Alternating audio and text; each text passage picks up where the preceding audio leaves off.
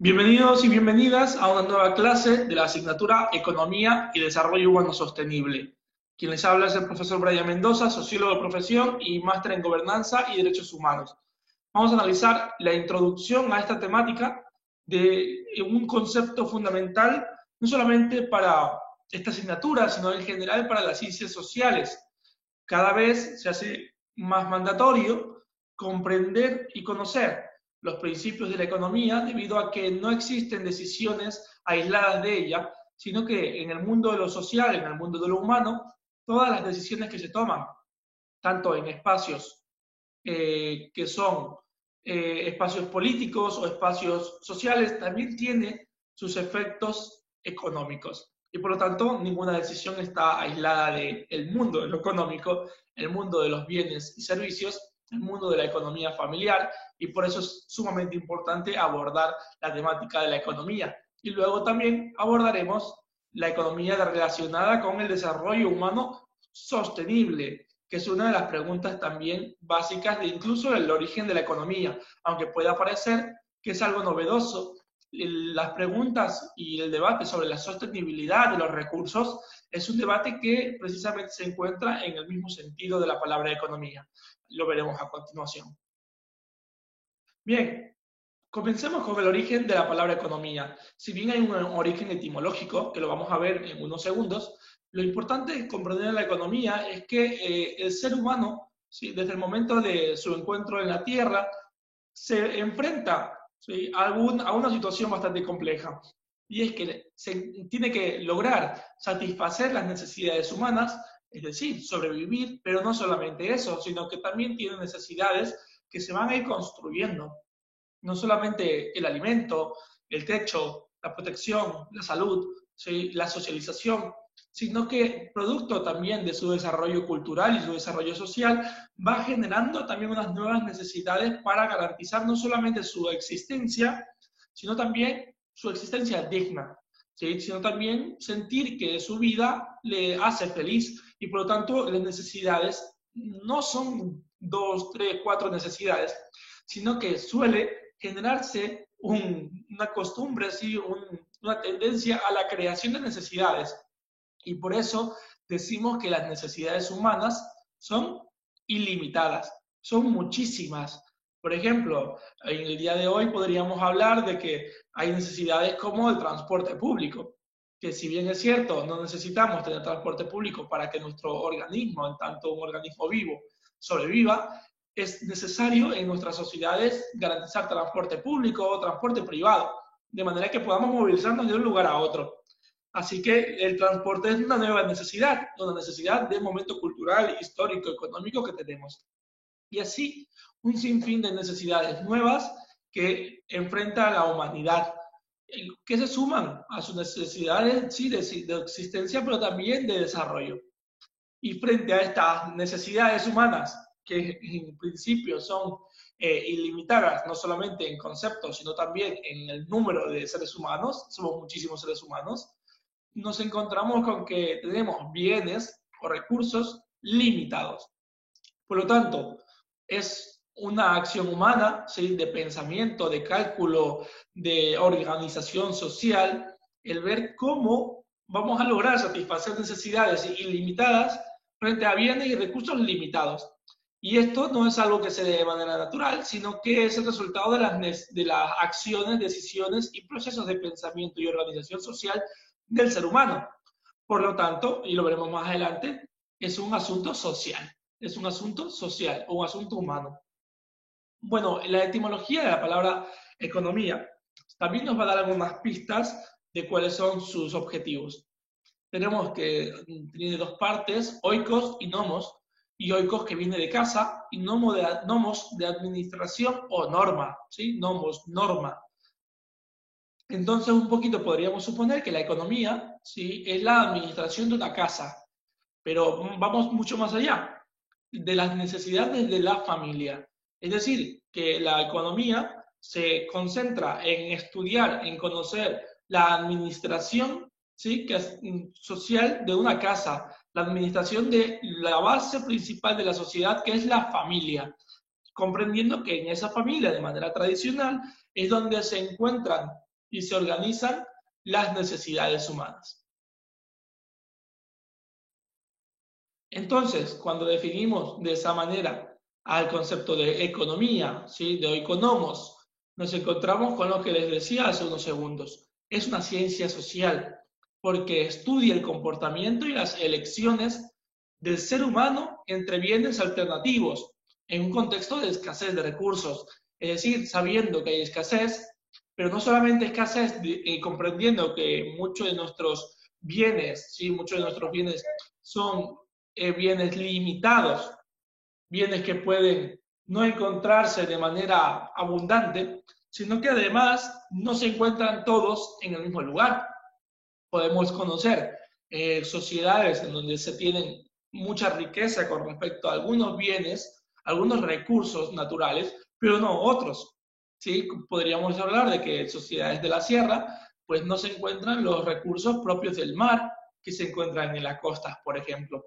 Entonces, ¿cómo obtenerlos? Es también parte de la elección y del comportamiento humano frente a lo que tiene, frente a lo que no tiene, frente a lo que necesita conseguir para satisfacer sus necesidades. Y por lo tanto, si se dan cuenta, la economía gira en torno a un montón de prácticas, estrategias, acuerdos del ser humano para sacar provecho de lo que tiene, ¿sí?, para satisfacer sus necesidades, pero también para encontrar y conseguir lo que no tiene en su momento. Así que los acuerdos entre regiones también son parte de la economía, por ejemplo, incluso cosas como la consecución de medicinas, que pueden ser necesidades del ser humano, también entran en la parte de la economía. ¿Cómo logramos satisfacer la necesidad de medicinas? ¿Sí?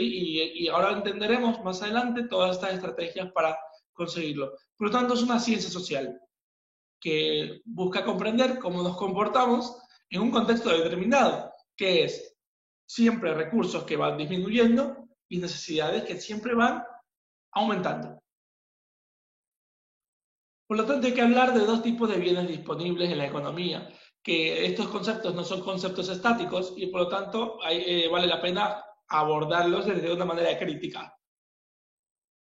Se habla de que en la economía tenemos unos bienes disponibles de tipo libre y unos bienes disponibles de tipo económico. ¿Qué quiere decir cuando hablamos de bienes disponibles libres?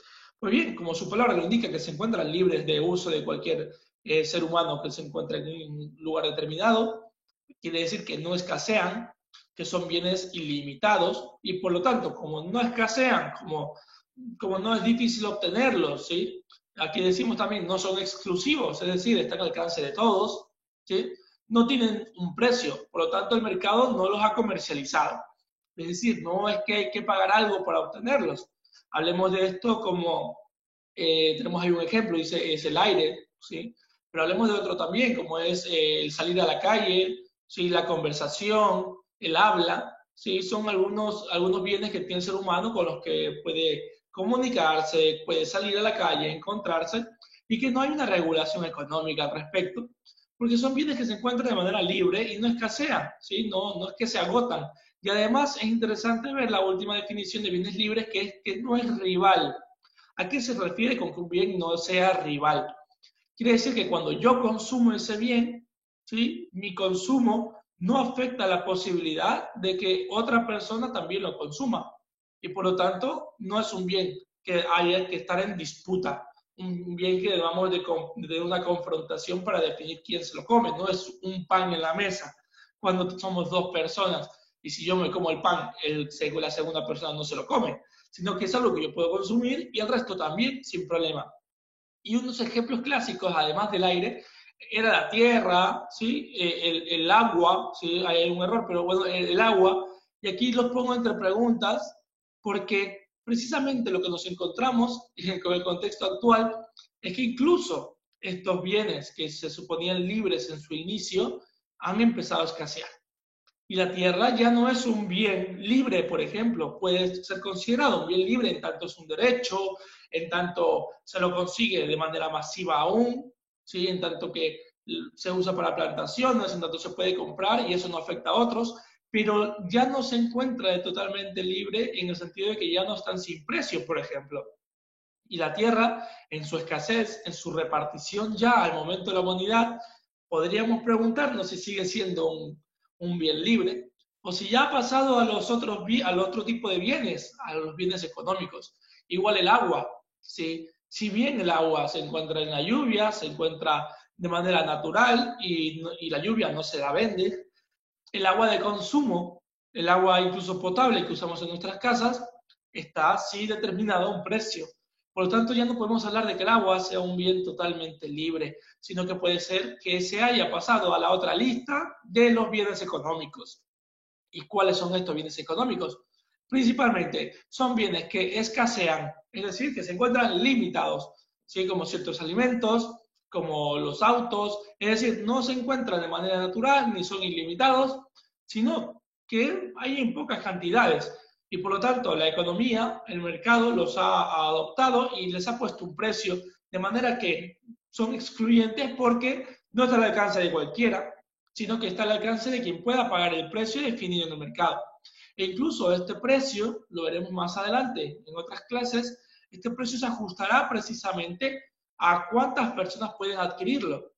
Si tenemos 100 carros, por ejemplo, disponibles, como ven, escasean, es un bien limitado, y tenemos 300 personas que quieren comprar un carro, pues nos faltan 200 carros, ¿no? Si tenemos 300 personas con dinero suficiente para comprar un carro y apenas tenemos 100 carros, o bien podemos aumentar la producción para tener 300 carros y vender los 300 a los 300 interesados que tienen dinero, o bien podemos subir el precio de estos 100 carros para que ahora ya no lo puedan comprar los 300, sino que lo puedan comprar los 100 que más dinero tienen.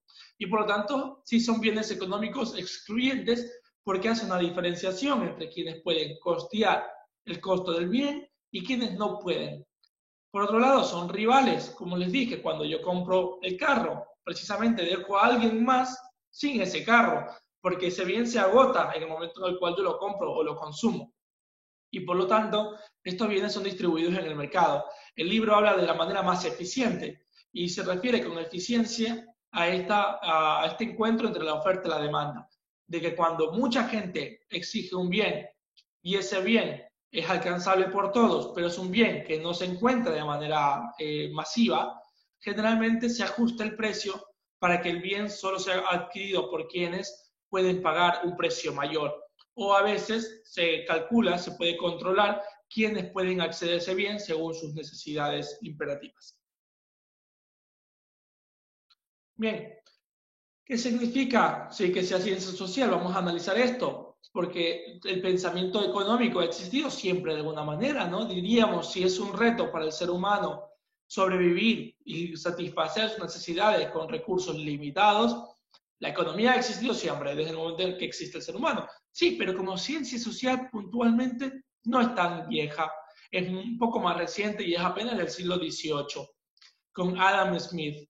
¿Quién es Adam Smith? Adam Smith es el creador, el autor de La riqueza de las naciones. Y él nos va a explicar cómo las personas, mediante el trabajo, ¿sí?, generan riqueza. Y la riqueza puntualmente para él va a ser producto de la venta y comercialización de bienes económicos que han sido transformados, que incluyen en ellos trabajo previo de personas. Por ejemplo, no es lo mismo, ¿sí? Él va a decir que no cuesta lo mismo vender, no sé, un borreguito, ¿sí?, algún animal, que vender zapatos. Zapatos es un bien que implica ya un trabajo, ¿sí? Alguien ha tenido que tomar el cuero, alguien ha tenido que tomar la madera y alguien le ha invertido su tiempo, su esfuerzo, su energía humana en ese producto.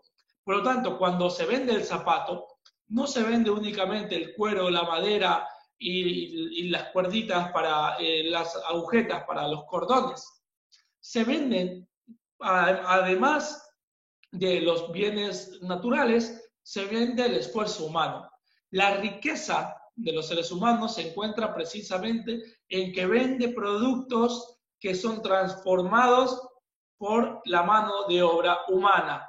Sí, que vende productos que son transformados por el ser humano. Y cuando lo vende, no vende solamente la materia prima, vende su intelecto, vende su mano de obra y vende su tiempo. Entonces Adam Smith nos hablaba de que un bien comercializado cuesta según las horas que le haya tomado a alguien producirlo. ¿Sí? Antes se hablaba de esa manera.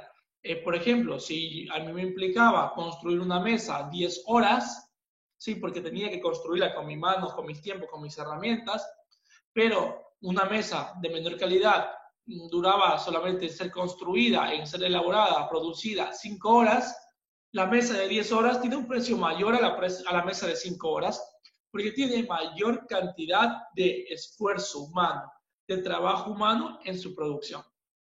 Esa es un poquito la idea de la riqueza de las naciones. La riqueza reside en el intelecto y en el trabajo humano sobre los bienes que luego se comercializan. Si bien esto ha cambiado a lo largo de la historia y Adam Smith ahora se encuentra con sociedades que tenemos tecnología y máquinas con tecnología de punta, entonces ahora muchos de nuestros bienes se producen muy rápido. Ya no toma 10 horas y a lo mejor los bienes más caros se producen en apenas un par de horas porque tenemos un montón de tecnología y máquinas que lo hacen casi inmediatamente. Pero sigue existiendo el conocimiento de que aquellas cosas que son transformadas por el ser humano, aunque ahora sea más rápido, son más caras que aquellas que no. Por ejemplo, podríamos hablar de las frutas y verduras, ¿sí? Porque cuesta más una lata de atún que una manzana, ¿sí? Cuando los dos son bienes de alimentación. Bien, una lata de atún ya implica un proceso, implica todos unos esfuerzos humanos, un trabajo humano sobre la materia prima que la transforma y por lo tanto no es solamente atún, sino que es atún con trabajo humano. Y una manzana pues tiene una menor cantidad de trabajo humano, que también la tiene, porque hubo que cosechar la manzana, hubo que limpiarla y hubo que comercializarla mediante algunas redes. Por lo tanto, el atún tiene más trabajo humano que la manzana. El atún tiene más esfuerzos que la manzana y por lo tanto su precio es mayor. Y ahí es donde Adam Smith nos dice que las personas generan su riqueza. Bien, hay que comprender que la ciencia económica, ¿sí?, se encuentra en una división clásica entre ciencias exactas y ciencias inexactas, o ciencias duras y ciencias blandas, que se conocen a ciencias exactas o duras, a las ciencias matemáticas, físicas, aquellas que pueden tener resultados a partir de cálculos exactos y por lo tanto sus resultados son más precisos. Y las ciencias inexactas o blandas son aquellas que están alrededor del comportamiento humano. Y como el comportamiento humano es variable y como el comportamiento humano evoluciona, cambia con respecto pasa el tiempo, pues no se puede tener una exactitud total de cómo se comporta el ser humano, porque el ser humano se comporta de maneras muy diferentes. Un día se comporta de una manera ante un hecho y mañana de una manera diferente ante el mismo hecho. Y por lo tanto, diríamos que la ciencia económica, como trata el tema del ser humano y su comportamiento frente a los recursos y necesidades, pero ojo, lo importante es el comportamiento humano, por lo tanto es una ciencia social, una ciencia inexacta, pero tiende a comprender estos comportamientos humanos con fórmulas matemáticas, ¿sí? Muchísimos cálculos sobre los precios, muchísimos cálculos sobre la compra, sobre las ventas, y por lo tanto se autodefine como una ciencia social la más cercana a las ciencias exactas. Como ciencia nos encontramos que la economía no solamente ¿sí?, está aquí para explicarnos cosas puntuales como si fueran las matemáticas, sino que además está aquí para comprender la vida humana y por lo tanto ahí se encuentra con un tema ético, con un tema de cómo vivir, con un tema de que el ser humano actúa y piensa para vivir mejor, para sobrevivir y para tener una vida digna. Por lo tanto, no podemos hablar de una ciencia que se dedica a comprender la realidad y punto, sino que hay que hablar de una ciencia que también propone y que una ciencia que también se pone unos objetivos de bienestar. Así encontramos dos divisiones clásicas que son la economía positiva y la economía que es descriptiva, que nos dice lo que ocurre, explica cómo funciona la economía y que explica lo que se ve que es. Sí, lo que yo voy viendo que la gente actúa, lo explico y punto.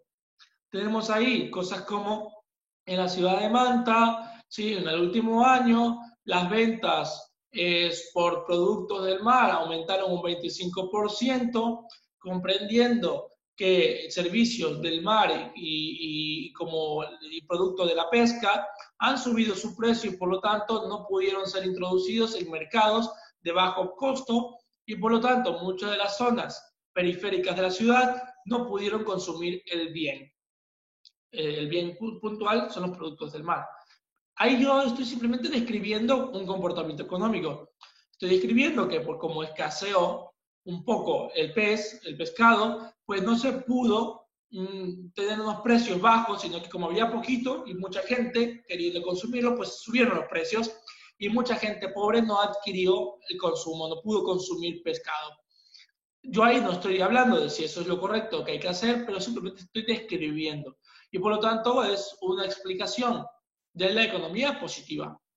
Pero al mismo tiempo, esto también nos plantea retos, ¿no? Hablar de que haya ciertos sectores sociales de que no pueden adquirir esos bienes de consumo importantes, pues también nos puede plantear la necesidad de hacer una valoración de si esa es la situación que queremos o si debemos avanzar hacia una economía que garantice que todos obtengan estos bienes necesarios.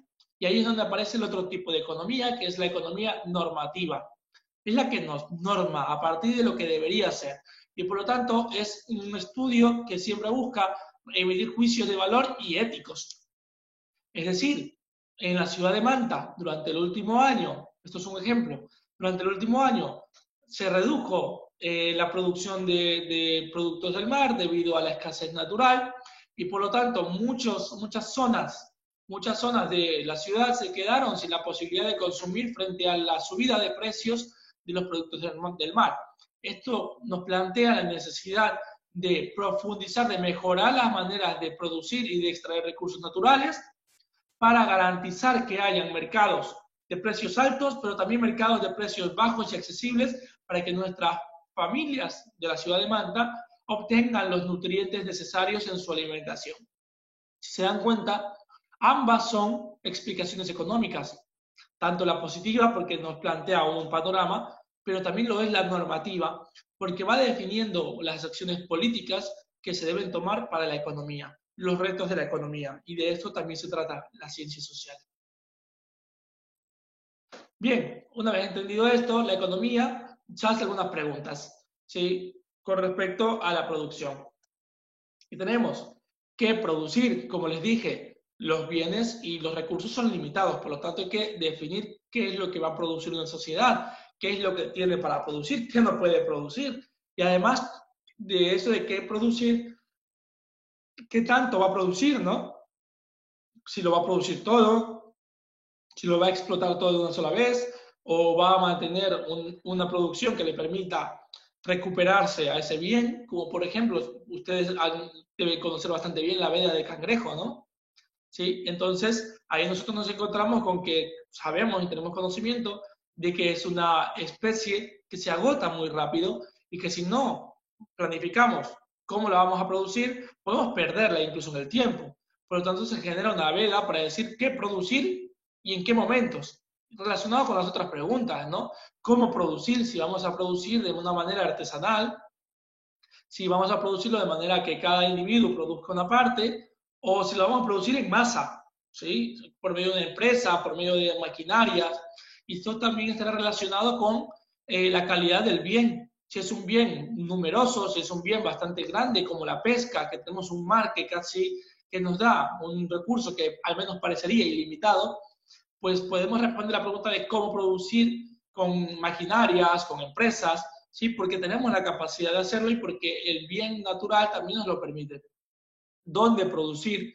Tiene relación con los sectores, ¿sí? Los sectores, el lugar geográfico y lo que nos puede mostrar como su beneficio mayor. ¿Sí? ¿Dónde producir? En Manta, pues el pescado, por ejemplo. El lugar ya nos da la pauta de lo que hay que producir. O incluso mucha gente diría, ¿por qué Manta no produce sus propias manzanas? ¿Sí? Y entonces ahí el dónde hay que responderlo a partir de las cualidades geográficas puntuales de la ciudad, climáticas, ¿sí? ¿Puede Manta, a partir de su clima, producir manzanas? Pues no. Entonces ahí también, o bueno, podría, pero implicaría unos esfuerzos grandes para mantener unos microclimas. Por lo tanto, ¿dónde producir? También es una pregunta importante para no esforzarnos demasiado y saber que a partir del lugar también tenemos unos bienes que se pueden producir de manera más fácil. ¿Cuándo producir? Un poquito lo que les decía antes. Hay bienes, sí, que deben ser comercializados en ciertos momentos. Por ejemplo, sería una actitud un poco torpe si nos encontramos con que hay muchísimo pan de Pascua en pleno junio, ¿sí? O en pleno agosto. ¿Por qué? Porque al ser la economía un comportamiento humano, recuerden esto que les decía, el ser humano se comporta, ¿sí? Y ese comportamiento es variable. Ese comportamiento no es siempre el mismo, sino que además está mediado por los pensamientos humanos, por la subjetividad humana, por el cálculo mismo humano, por sus deseos, tradiciones, todo lo que implica la cultura humana. El cuándo es importantísimo, porque si yo saco una línea de producción de pan de Pascua en pleno marzo o en pleno agosto, a lo mejor no me consume nadie. A lo mejor me consumen los amantes del pan de Pascua, sí, que muchos los hay. Pero no puedo garantizar que ese comportamiento económico en ese momento va a ser el que yo espero, sino que debo comprender cuándo producir. Entonces, producir pan de Pascua desde mediados de noviembre hasta un poquito pasado enero es una gran idea, porque conocemos el comportamiento económico y por lo tanto producir pan de Pascua ahí es importantísimo, porque son en esos tiempos donde la gente lo consume de manera masiva.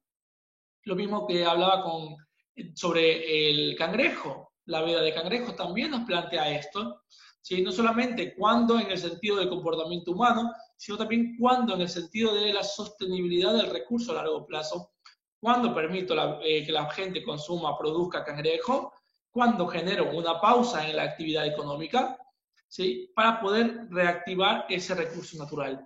Por lo tanto, esta es una pregunta importantísima relacionado con nuestro comportamiento, pero además también con la sostenibilidad que veremos en próximas clases. Y por otro lado, ¿para quién?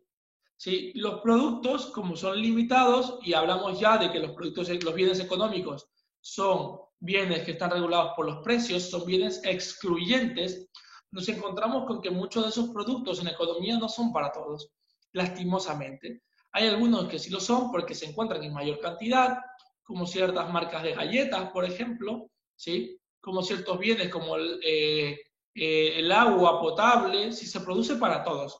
Es decir, tenemos bastante fijos que ese producto está dirigido a un gran número de personas. Pero también nos encontramos con productos diferenciados para diferentes grupos de personas, como por ejemplo productos más caros, unas galletas más caras que están dirigidos a un mercado, a un consumidor diferente, y unas galletas más baratas dirigidas a otro consumidor, a otro mercado.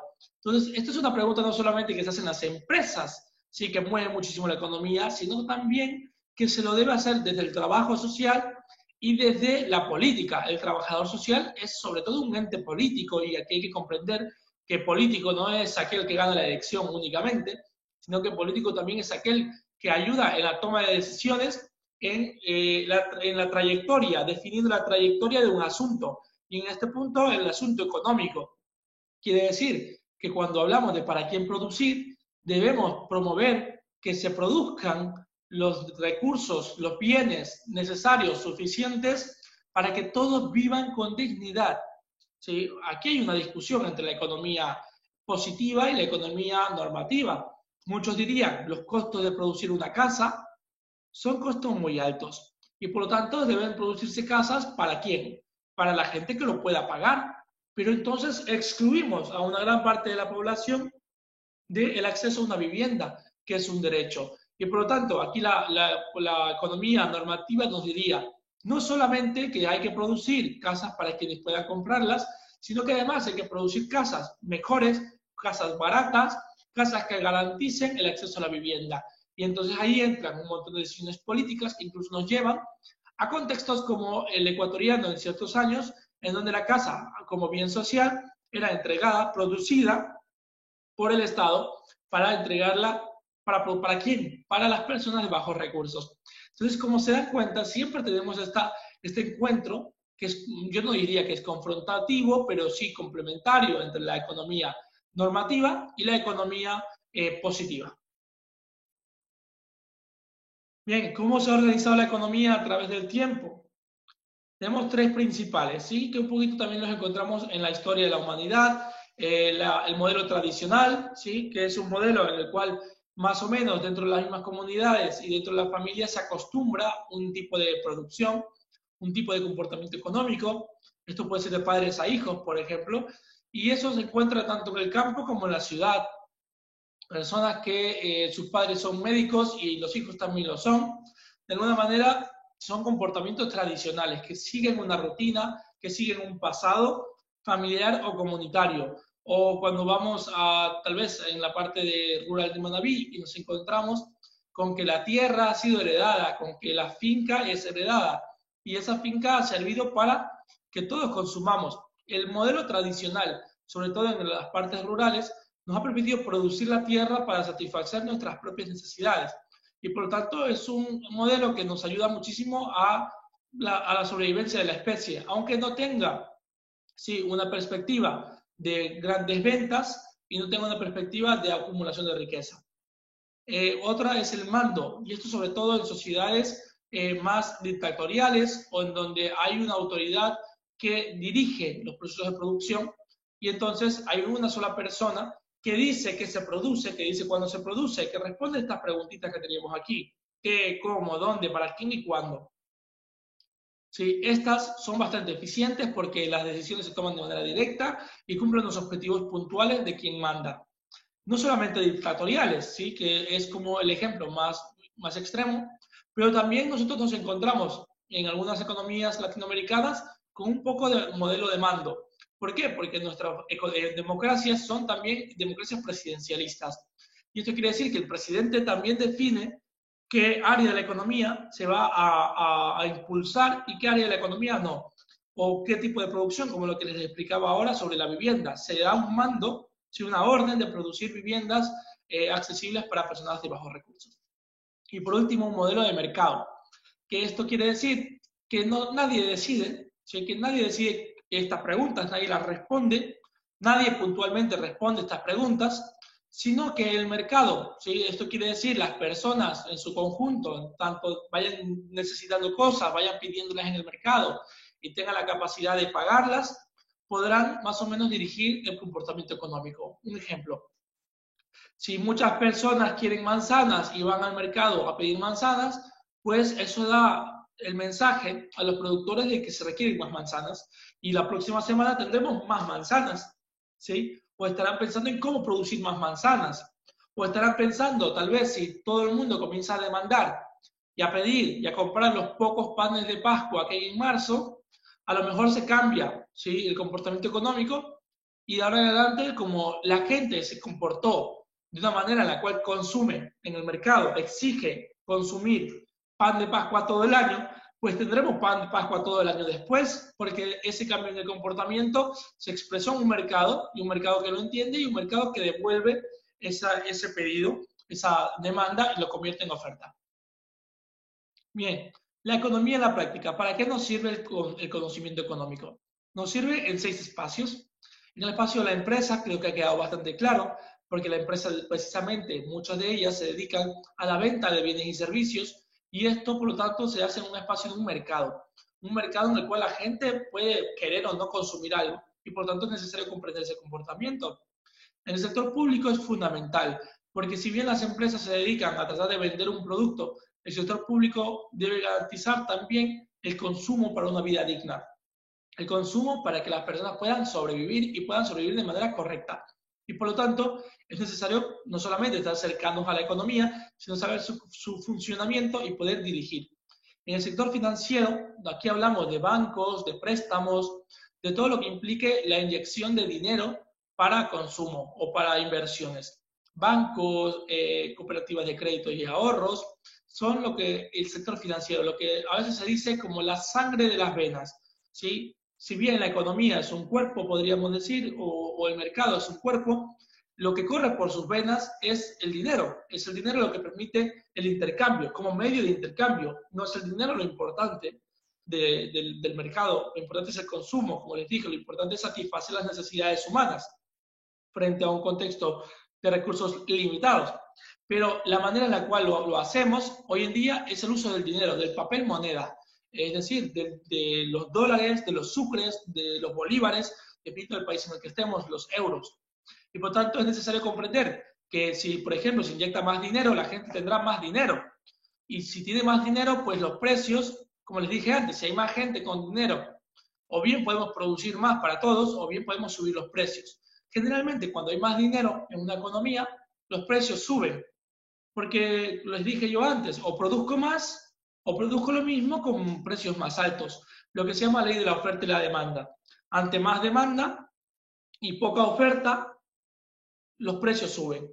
Y ante poca demanda, nadie quiere comprar, pero tengo muchísimos bienes producidos, es decir, baja demanda y alta oferta, los precios bajan. ¿Por qué? Porque tengo un montón de manzanas y nadie me compra ni una manzana. Entonces, una manera para que yo pueda vender es bajar el precio. Entonces, el sector financiero es importantísimo porque la gente depende y su comportamiento depende de la cantidad de dinero que tenga. En el sector energético también, porque todo se produce a partir de la energía eléctrica, la energía del petróleo, incluso el petróleo es una de las principales fuentes de la economía ecuatoriana. La educación, ¿sí? La educación es fundamental porque genera capacidades de las personas para implementarlas en el mercado y en procesos de producción, y además porque necesitamos que sepan comportarse en el espacio económico. Y en lo internacional porque los mercados ya no son locales ni nacionales, sino que también son internacionales, y nos encontramos incluso con competencia internacional de empresas que producen mejor y de forma más barata. De esta manera, comprendemos que la economía es fundamental para la vida de las familias, pero que luego, como somos muchas familias en todos lados y somos sociedades muy complejas, llenas de muchas familias y de muchas necesidades y con unos recursos limitados, entonces nos encontramos con que la economía se encuentra en cada espacio de nuestra vida y se encuentra además en unos niveles de complejización bastante grandes que merecen un estudio pormenorizado y que siempre nuestras decisiones, tanto de intervención social o de intervención política, deban considerar los efectos que esto produce en el espacio de la economía familiar, social, nacional y mundial. Muchas gracias por atender a esta exposición.